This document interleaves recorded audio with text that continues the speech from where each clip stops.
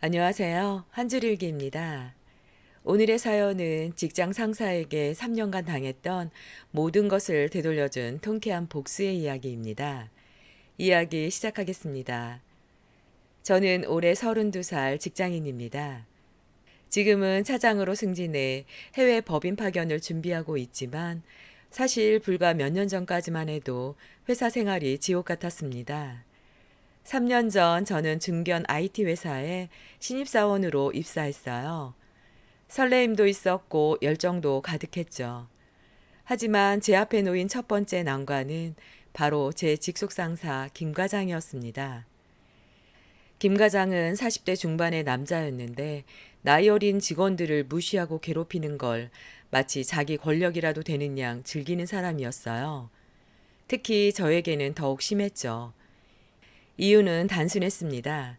제가 신입사원인데도 불구하고 윗분들께 일적으로 인정을 받기 시작했고 직원들 사이에서 제가 승진이 빨리 될 거라는 소문도 있었거든요. 소문이 돌면서부터 과장은 저를 볼 때마다 누군 좋겠어? 윗분들께 잘 보이려고 그렇게 애쓰더니 라며 비꼬는 말을 자주 했습니다. 김 과장의 괴롭힘은 날이 갈수록 심해졌어요. 제가 작성한 보고서는 항상 문제가 있다며 다시 써오라고 했고 회의에서는 제 의견을 무시하거나 제 말을 자르는 일이 많았습니다.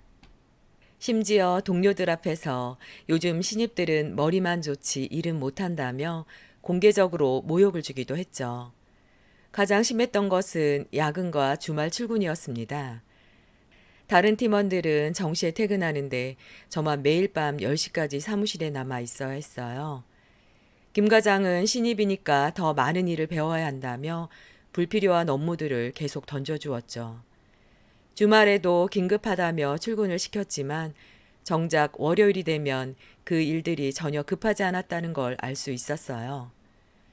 더 화가 나는 것은 제가 야근하고 완성한 프로젝트의 성과를 김 과장이 가로채는 것이었습니다. 임원진 앞에서 발표할 때는 저는 보조만 했고 마치 자신이 모든 것을 기획하고 실행한 것처럼 얘기를 했죠.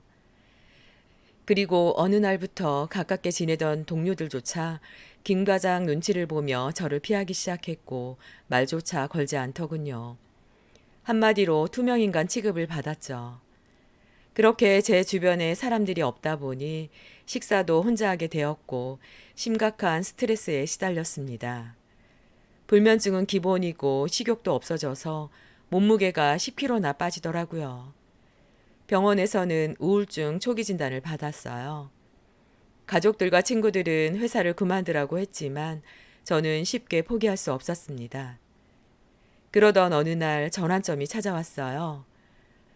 새로 부임한 이 부장님이 어디서 무슨 얘기를 들으셨는지 어느 날 제게 능력 좋은 친구라던데 실력 발휘 한번 할 수 있는 기회 있을 테니 잘 준비해서 해보게 하시는 겁니다. 소문으로 이 부장님은 공정하고 합리적인 분이라는 말을 들었기에 저는 신중하게 계획을 세웠어요. 김 과장의 모든 행동을 기록하기 시작했죠. 부당한 지시를 받을 때마다 이메일로 확인을 요청했고 그의 답변들을 모두 저장했습니다. 야근 시간과 주말 출근 기록도 꼼꼼히 남겼고요. 무엇보다 제가 진행한 프로젝트의 모든 과정을 문서로 남겨두었어요. 6개월 후 드디어 기회가 왔습니다. 회사에서 새로운 대형 프로젝트 팀장을 선발한다는 공지가 뜬 겁니다. 김 과장은 당연히 자신이 될 거라고 생각했겠죠. 하지만 저는 그동안 준비한 포트폴리오와 함께 지원서를 냈습니다. 면접날 저는 그동안 제가 실제로 진행했던 프로젝트들의 세부 과정을 상세히 설명했어요. 김 과장이 자신의 성과라고 주장했던 것들, 실제 기획서와 실행 과정, 최종 보고서까지 모두 다 말씀드렸죠. 임원진들은 놀란 눈치였습니다. 김 과장의 능력으로 했던 일들이라고 알고 있었는데 사실은 제가 한 일이었다는 걸 알게 된 것이죠. 결과는 제가 팀장으로 선발되었습니다. 더 놀라운 것은 제 직급이 김 과장과 동급이 되었다는 것이었죠. 이제 그는 더 이상 제 상사가 아니었습니다. 하지만 진짜 복수는 지금부터였죠. 새 프로젝트를 진행하면서 저는 김 과장에게 정확히 그가 저에게 했던 것들을 돌려주었습니다. 물론 합법적이고 정당한 방법으로요. 그의 업무 보고서를 꼼꼼히 검토하며 미흡한 부분들을 지적했습니다. 경험이 많으신 분이 이런 실수를 하시면 안 되죠. 다시 작성하시는 게 좋을 것 같은데요. 이런 식으로 무안을 주기도 했죠. 회의에서는 그의 의견에 대해 논리적으로 반박하며 더 나은 방안을 제시하기도 했습니다. 그 순간 과거 제가 당했던 모욕들이 하나하나 사라지는 기분이었어요.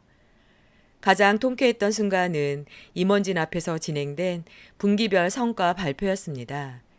김 과장이 발표를 하는데 데이터 분석이 잘못되어 있었고 결론도 무슨 말인지 알 수 없었어요. 저는 정중하면서도 날카롭게 문제점들을 지적했고 올바른 분석 결과를 제시했습니다. 그 순간 임원진들은 차가운 눈빛으로 김 과장을 바라봤고 회의실은 순간 정적에 휩싸였어요. 김 과장은 고개도 들지 못하고 완전히 망신을 당했죠. 식은땀을 흘리며 말을 더듬는 그의 모습에서 저는 3년 동안에 제가 당신에게 겪었던 일을 지금 당신이 겪고 있는 거라며 속으로 제 자신을 위로했습니다. 몇 달 후 김 과장은 더 이상 견디지 못하고 다른 부서로 이동 신청을 했습니다.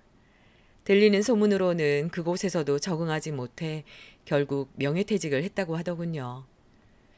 지금 저는 그 프로젝트의 성공으로 차장으로 승진했고 제가 원하던 해외 법인 파견 기회도 얻었습니다. 무엇보다 다시 건강을 회복했고 자신감도 되찾았습니다.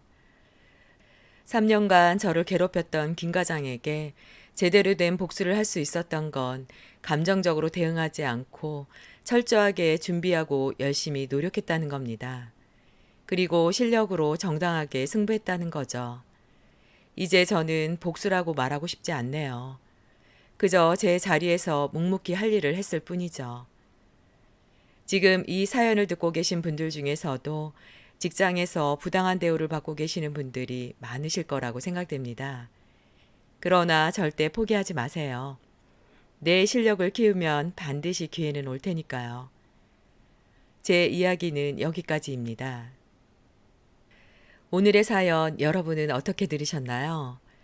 직장에서의 부당함을 끝까지 참으며 준비된 모습으로 대갚아준 사연이었는데요. 혹시 여러분도 비슷한 경험이 있으셨나요? 상사나 동료에게 당했던 일 혹은 통쾌하게 복수했던 경험이 있다면 댓글로 남겨주세요. 여러분의 이야기가 또 다른 시청자분들께 큰 힘이 될 거예요.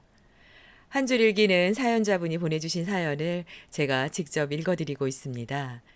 혹시 나누고 싶은 사연이 있다면 오른쪽 하단에 있는 이메일 주소로 보내주세요. 정성을 담아 읽어드리겠습니다. 사연 들어주셔서 감사합니다. 지금까지 한 줄 읽기였습니다.